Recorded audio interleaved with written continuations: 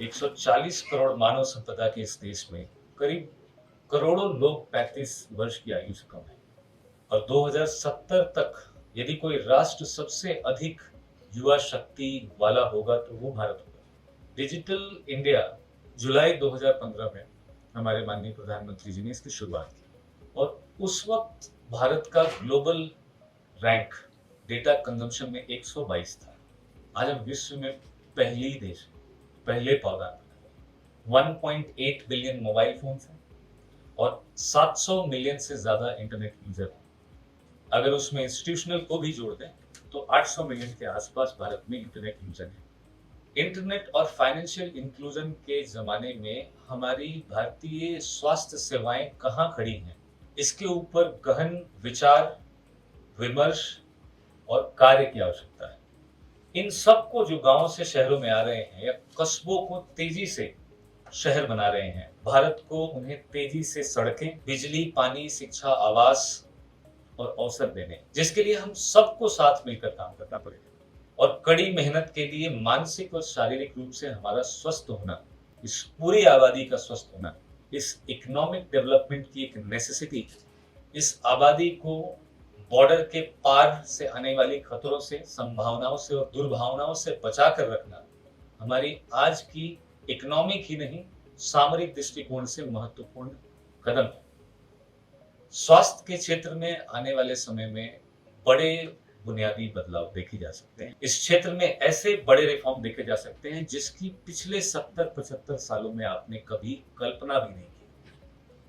फैसले यदि आम जनता के स्वास्थ्य से जुड़े हुए तो बड़े बदलाव करना लगभग असंभव हो जाता है। तो क्या करें? विकसित भारत के इस अमृत काल में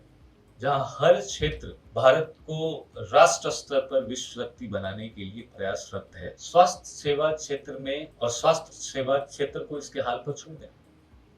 ये सच भी है और दुर्भाग्यपूर्ण भी है कि हमने स्वास्थ्य सेवा क्षेत्र को लगभग इसके हाल पर छोड़ दिया था। ग्रामीण स्वास्थ्य में व्यवस्था, पूंजी, इंफ्रास्ट्रक्चर और डाटा के अभाव में बदलाव कारगर नहीं। लेकिन बीते कुछ वर्षों में इसके लिए जो सही नीयत बनी, जो इंटेंट बनी है और डिजिटल इंक्लूजन से इसको जो एक आधारभूत संरचना मिली, उसको देखकर ये लगता है कि प्रधानमंत्री का विजन कि यही समय है और सही समय है बिल्कुल स्वास्थ्य क्षेत्र में बड़े बदलाव के लिए। और बीते 10 वर्षों में नई तकनीक के लिए मैं जो ईज ऑफ डूइंग बिजनेस ला पाया हूं उससे आप में से बहुत सारे लोग परिचित हैं। कोविड त्रासदी के दौरान प्रधानमंत्री जी ने देश की 65% पॉपुलेशन का पहला टच पॉइंट आशा वर्कर्स के साथ जो समय बिताया, उनको न सिर्फ सम्मानित किया बल्कि उनको एक उनके सशक्त करने के निर्णय पर और उसकी आवश्यकता पर भी जोर दिया। 70% आबादी की का जो डिजिटल हेल्थ केयर डेटा होता था, जो आशा वर्कर्स अपने रजिस्टर्स में, अपने कागजों में अंकित करती थी, इसमें से ज्यादातर लॉस्ट हो जाते थे, नष्ट हो जाते थे। उन सबको state oriented, state established data centre में सुरक्षित रखा जा सके, एसेटाइज किया जा सके, उसकी वस्तु स्थिति आसान की। अब जरूरत थी जमीनी स्तर पर एक ऐसे पायलट प्रोजेक्ट की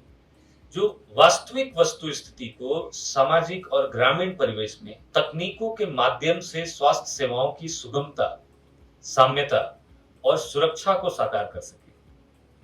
आशा को एक नई दिशा दे सके और भारत सरकार के राष्ट्रीय नेतृत्व की आकांक्षाओं को, इंटेंट को, उनके अनुरूप टेक्निकल इंप्लीमेंटेशन के कंटेंट को तैयार कर सके। Digital innovation and intervention for sustainable health take action की शुरुआत हुई और दिशा का जन्म हुआ।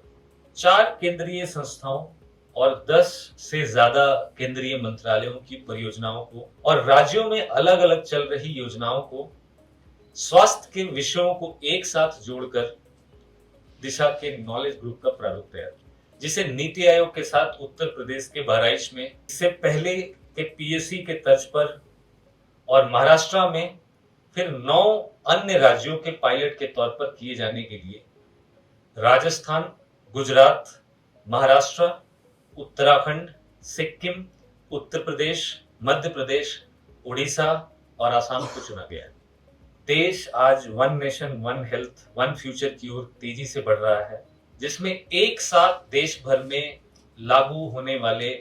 स्वास्थ्य क्षेत्र के बदलावों को वास्तविकताओं के साथ क्रियान्वित करने के लिए तकनीकी और उनमें लगने वाली पूंजी के लिए दिशा एक ऐसा सशक्त डिजिटल हेल्थ प्लेटफॉर्म बनकर उभरा है, जिसमें नई तकनीक के लिए उपकरण, डेटा इंफ्रास्ट्रक्चर, दवाइयां, पूंजी के लिए निवेशक, डिजिटल पारदर्शिता, महामारी की रोकथाम के लिए और त्वरित नियंत्रण के लिए उपाय, साथ ही देश की स्वास्थ्य सेवाओं को कुछ वर्षों में आर्थिक रूप से आत्मनिर्भर बनाने के लिए इसके लक्ष्यों को इसके प्रारूप में सफलतापूर्वक पूरा किया गया है। मैं उम्मीद करता हूं कि जिस बदलाव की ओर देश अभी वन हेल्थ वन मिशन के साथ बढ़ रहा है, उसमें